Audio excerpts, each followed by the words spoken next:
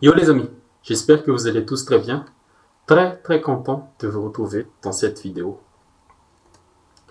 Demain soir à 17h45 GMT, c'est-à-dire 20h45 heure Madagascar, au Camp Nou, le Barça accueillera Manchester United pour le match aller des playoffs de l'Europa League. Et oui, cette fois-ci, ce sera un match de playoffs d'Europa League au lieu d'être un choc en Ligue des Champions. Et pour comme le match entre le PSG et le Bayern, on va essayer de faire une petite analyse des deux équipes. Quelles sont les tendances récentes, les forces, les faiblesses de chacune, et je vais vous donner aussi mon pronostic pour ce match aller comme d'habitude. Commençons alors avec les visiteurs. Où en est Manchester City en ce moment?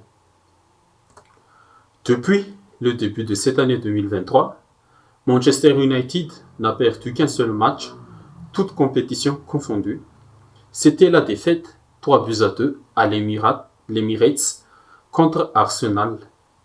Sur ces 12 derniers matchs disputés, l'équipe d'Erik ten Hag a marqué 28 buts, qui donne un ratio de 2,3 buts par match. Cela montre ainsi que Ten Hag commence petit à petit à imposer ses marques à son équipe. Il commence à trouver les solutions offensives et cela est illustré par le retour en forme de Marcus Rashford. L'ailier anglais a inscrit 10 de ses 28 buts marqués et depuis la Coupe du Monde, le retour au Qatar, il est redevenu le joueur clé, le joueur décisif qu'il doit être dans cette équipe de Manchester. Avec Bruno Fernandes et Casemiro, ils seront les colonnes vertébrales de leur équipe. Et Rashford sera le danger numéro 1 pour le Barça. Mais par contre, Ten Hag n'aura pas tout son effectif à sa disposition. Eriksen, McTominay, Martial, Van de Beek sont blessés. Lisandro Martinez sera suspendu alors qu'il possède un jeu au pied très utile pour sortir le ballon. Ten Hag peut reconduire alors Luke Shaw en défense centrale aux côtés de Varane. Il a déjà fait jouer Luke Shaw en défense centrale et ça n'a pas été mauvais. Le coach néerlandais ne changera pas son système préférentiel, le 4-2-3-1. L'objectif est de trouver le chemin préférentiel du jeu, c'est-à-dire Casemiro, faire Bruno Fernandes et ensuite le meneur portugais va lancer Rashford dans le dos de la ligne défensive très haute du Barça. Ou bien ils vont utiliser le jeu en pivot du géant néerlandais Verkost pour garder le ballon ou faire des déviations rapides. Ce sera sans doute le style de jeu de Man U. C'est le style de jeu utilisé par Ten Hag contre les équipes qui aiment garder la possession et jouer très haut sur le terrain, comme le Barça. Donc, les 11 probables que Ten Hag va mettre, pour moi, ce sera celle-ci. Derrière dans les buts, évidemment.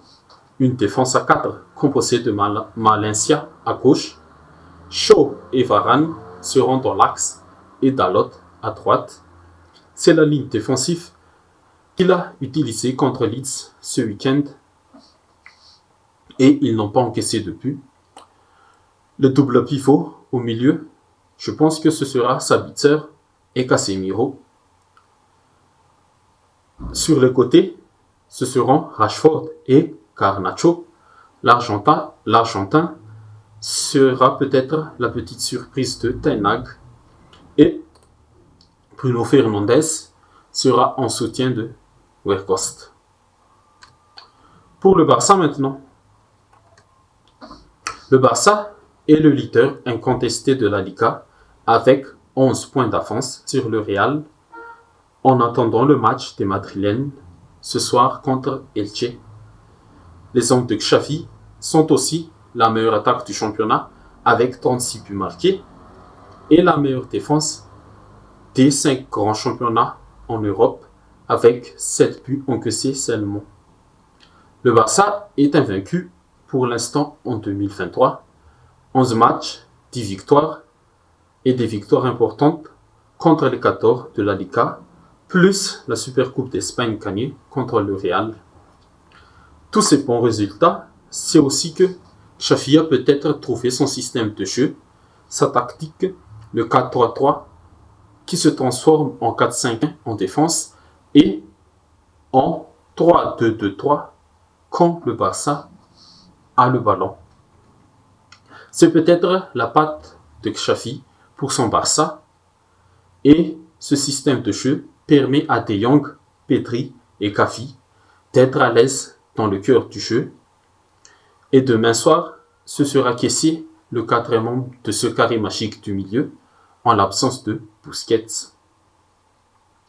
Le point faible de ce Barça en ce moment, c'est le manque de profondeur sur le banc, surtout en attaque. Ferran Torres et Ansu Fati ne sont pas convaincants pour l'instant. Et le point faible aussi, c'est que les Catalans passent trop en mode gestion après avoir ouvert le score. Du coup, il faut faire très attention pour les hommes de Xavi de ne pas encaisser le premier but. Et aussi, il faut être très efficace dans la surface adverse, essayer de marquer en premier et essayer de tuer l'adversaire. Et je pense que Xavi va reconduire son 11 de départ préférentiel. Ter Stegen dans les buts. Ter Stegen est redevenu aussi un homme clé de la défense. Balde à gauche, le jeune latéral du Barça, il fera son travail défensif, que ce soit Sancho, Garnacho ou Anthony qui sera face à lui. Grâce à sa vitesse, il peut couvrir son côté. Et en attaque, il sera l'ailier gauche pour former le triton offensif avec Lewandowski et Rafinha. Koundé et Christensen seront peut-être dans l'axe, car Aroro sera peut-être déporté à droite pour rivaliser avec Rashford. Au milieu, ce sera Kessie, De Jong, Pedri, et Gavi va rentrer dans le cœur du jeu pour former le carré magique du milieu du Barça. Gavi et Pedri occuperont aussi le demi-espace pour proposer plus de solutions dans l'axe et libérer des espaces pour Lewandowski. Et Rafinha, à droite, il sera collé à sa ligne pour étirer le plus grand possible le bloc défensif adverse. Ce sera le schéma tactique que le Barça va essayer d'imposer aux Mancuniens. Et ça peut marcher avec les qualités techniques des joueurs sur le terrain. Mais il faut faire très attention aussi aux contres très rapides de Manchester, car il y a aussi de la qualité chez les Red Devils. Mon avis final alors, c'est que ce match sera très intéressant à regarder. Ce match sera un duel tactique et stratégique entre deux coachs de la nouvelle génération. Bon, Erik ten Hag, on a déjà vu ce qu'il peut faire. On a déjà vu ce qu'il a fait avec l'Ajax il y a quelques années. Mais pour Xavi surtout, ce sera une nouvelle fois un grand test pour lui et son équipe. Il a maintenant tout son effectif à sa disposition. À part Dembélé, bien sûr, il est blessé. Il doit montrer qu'il a le niveau et la capacité, pour emmener loin ce Barça. Qui va gagner ce match alors? C'est toujours la question, mais je pense que ce sera une victoire 3-1 du Barça. Je prends un peu de risque sur mon prono Et je vous le dis, Barcelone, c'est mon équipe aussi. Mais le Barça est à domicile. Il doit confirmer sa forme du moment. Il doit prendre l'ascendant sur les Red Devils et prendre plus de confiance pour la suite de la saison. Ok les amis, c'est tout pour la vidéo. Comme d'habitude, n'hésitez pas à liker, à commenter. Dites dans les commentaires vos ressentis pour ce match et vos pronostics aussi bien sûr. Et surtout, abonnez-vous pour ne pas manquer les prochaines vidéos. Merci à vous et à la prochaine. Merci.